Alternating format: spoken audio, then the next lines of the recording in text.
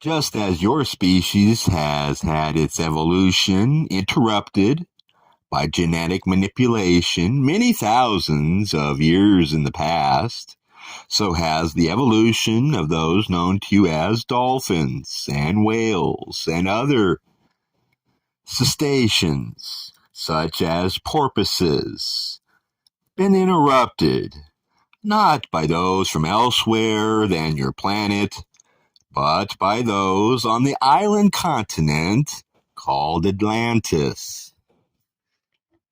The consciousness of these mammals was enhanced by the genetic manipulation which caused the so-called human and so-called cetacean to be bonded and blended and unified into that which had every appearance of being a cetacean, yet that which now possessed a spirit complex of third density level.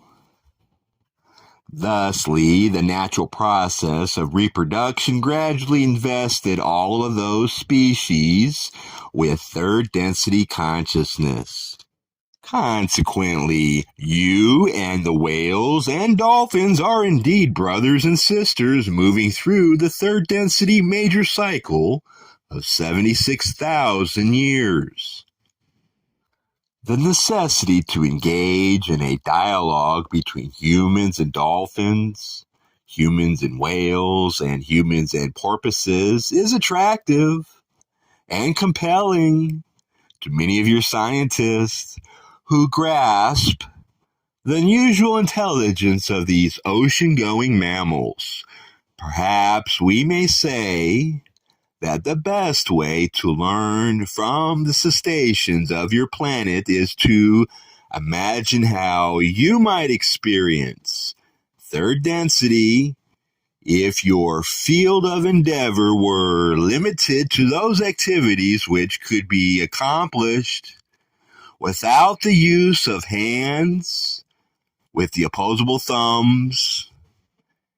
What would it be like to have a long life in which there were no jobs necessary in order to pay bills, where there were no resources to guard or territory to defend? How would your life be different if you were free to choose what dreams and visions with which you wish to occupy yourself? What meditations in which you wish to encompass yourself? What contemplation you wish to enjoy? Not only for an hour or a few minutes, but also for all of your waking hours for an entire life.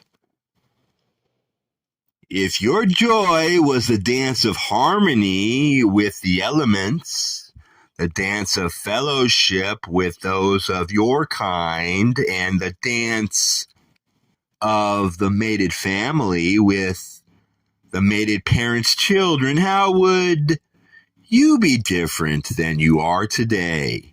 How would the environment of leisure and ease and rhythm affect you? How would the lack of necessity for creating and using tools affect you? It is clear that the challenges would be profound, for in most human lives, the pace of life revolves around the necessity for doing some sort of useful work, that is, useful as defined by those who would hire you to do that work in order to barter your time for the emolument received. This emolument is necessary so that you may buy for you and your family food to eat, a roof over your heads, warmth in the winter, coolness in the summer, and clothing to create a modest appearance and cover the bareness of your physical form. There are many gadgets which your people find necessary or desirable. These too must be purchased with the money made from your work. Only a very few humans are able to go through their incarnations without their consciousness being saturated with the hurry and the clangor of what this instrument would call the daily grind. That which you eat must be prepared, and then after it is eaten, the detritus must be cleared away, and this takes your time. The roof which is over your head must be maintained.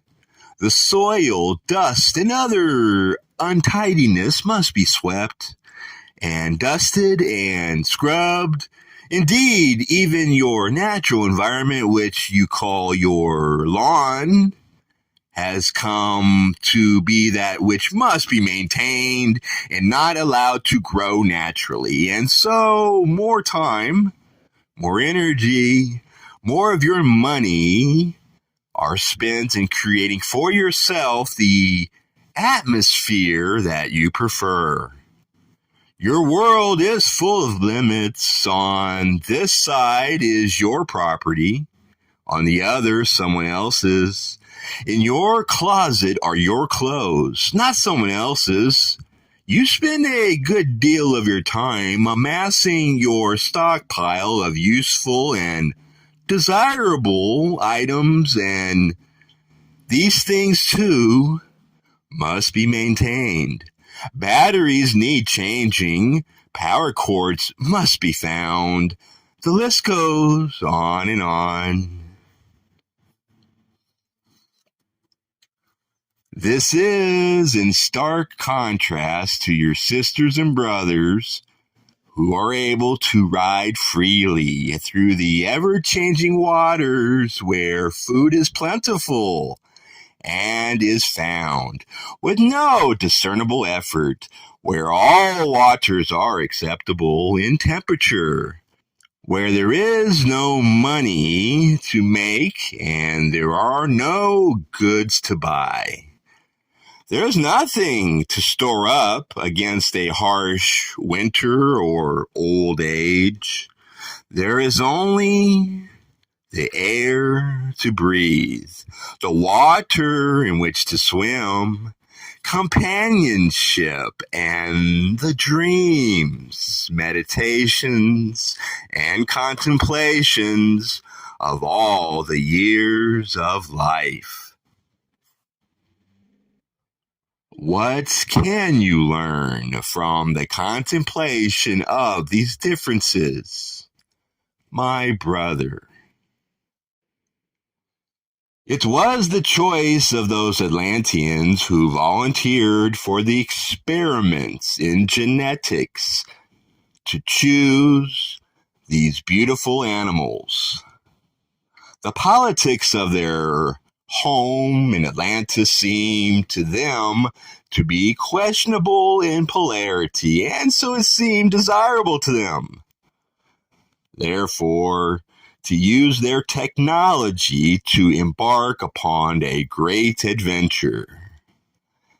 These, then, who swim the seas of your time are the descendants of the philosophers and sages who saw a better way to move through the spiritual evolution of third density, choosing not so much service to others as a refusal to live in service to self. The one infinite creator was not responsible for choosing the bipedal monkey or great ape over any other species. Rather, it was the social memory complex known as Yahweh who felt that this form would be a very efficient one for exploring the question of polarity. The Creator is utterly willing for any species to achieve a third density level of awareness. and to take on, therefore, the spirit complex as a portion of the self.